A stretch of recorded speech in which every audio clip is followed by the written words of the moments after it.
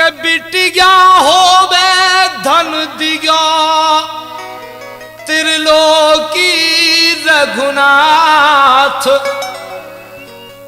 ओ पतरी हरदी लगा दई दे न सके भल हाथ।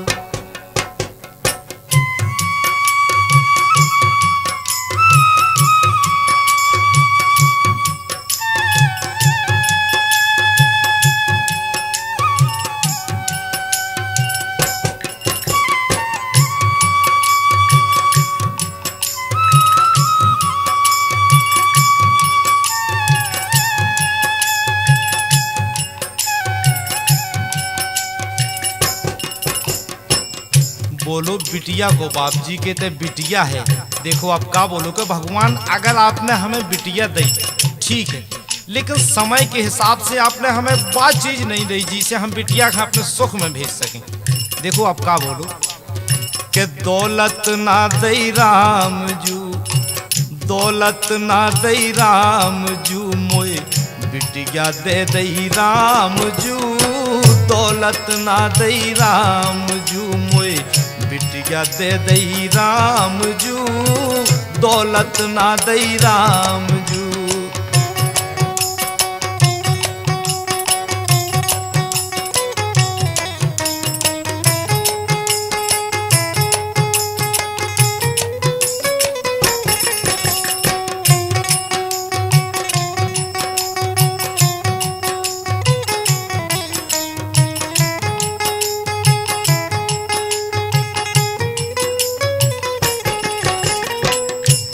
आज देखो आप बिटिया भाई, और जैसे ही उन्हें सुनी कि हमारे ते बिटिया भाई, बोलो कि भगवान से हाथ जोड़ कर बोलो कि भगवान आपने जो हमारे संगे का करो का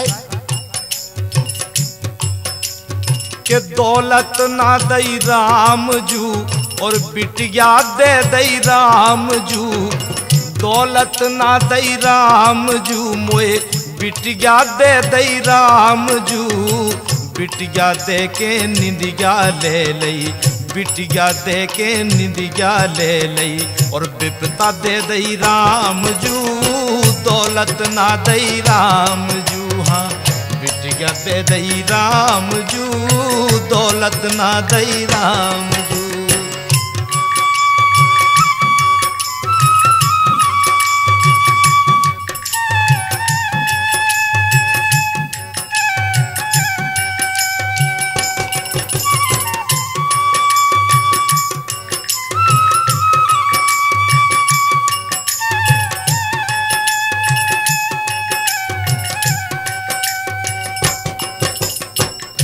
बोलो कि भगवान जो समय ऐसा है कि बिटिया ठीक है, लेकिन बिटिया को बाहर काटवा बड़ी मुश्किल की बात हो गई आज के समय में। इसे गाय कि दान दहेज देत का जिनके घर में दानो नैया, दान दहेज देत का जिनके घर में दानो नैया और काल खुदई कर्म में आगे काहो राम करैया, काल खुदई कर्म में आगे काहो राम करैया।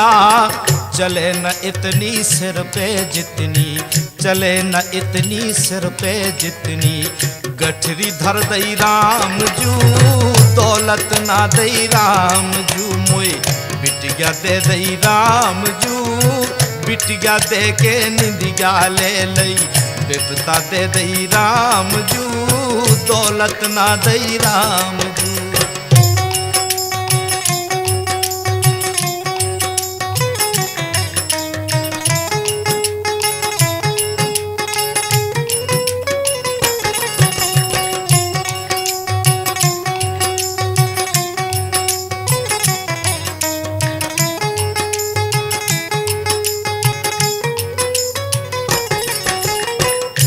बोले कि भगवान जी के घर में खावे के लाने नहीं हुए और ऊके लाने आप बिटियां दे दो तो बताओ कहाँ मरे ऐसे समय में। क्या समय ऐसा है, देखो आप कैसा समय है कि जिन घर जात टीप न मांगन बेलालच में हेरे, जिन घर जात टीप ना मांगन बेलालच में हेरे, और देख गरीबी हालत में बे नाए माए मोह फेरे।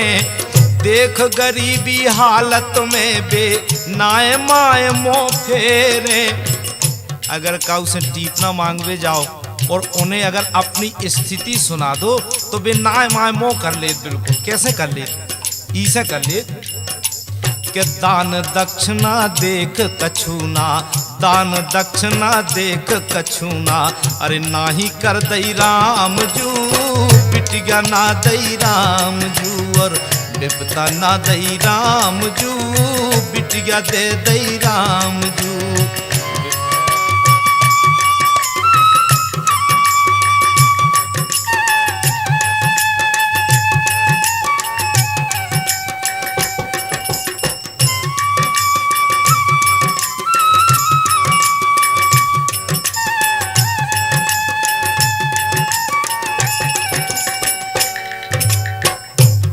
आप बोले कि बिटिया एक ऐसी बिटिया हो तो कि बिना मोह की गैया है बिटिया। वो गिलाने जितने चाहे पहुंचा दो ना ही नहीं कर सकत, लेकिन पहुंचा कहाँ रही केवल दहेज की वजह से। देखो आप कितनों बड़ो वो कि बिटिया जात बांध के देवे ज्यों गिरमा से गईया।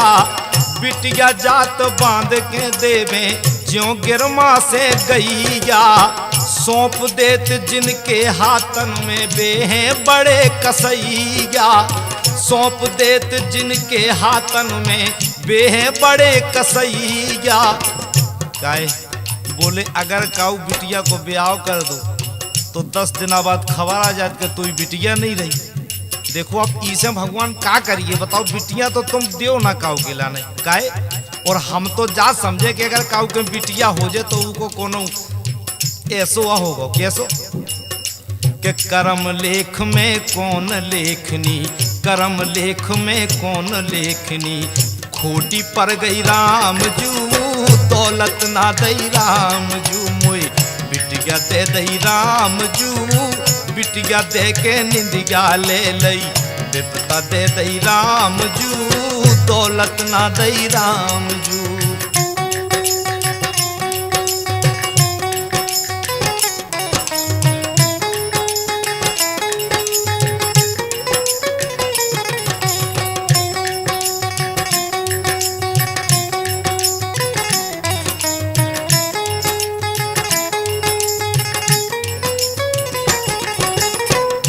बोले कि हे भगवान, ये दहेज प्रथा ऐसी प्रथा चल रही है कि बिटिया की जा हालत है कि रोजाना कई बिटियां अपने प्राण खो रही, बर्बाद हो रही हर तरह से। इसे हमाओ तो जो कहवो है आपसे कि भगवान अगर बिटिया दो काऊ खिलाने तो उनको संग वो भी ध्यान रखो। देखो का ध्यान रखो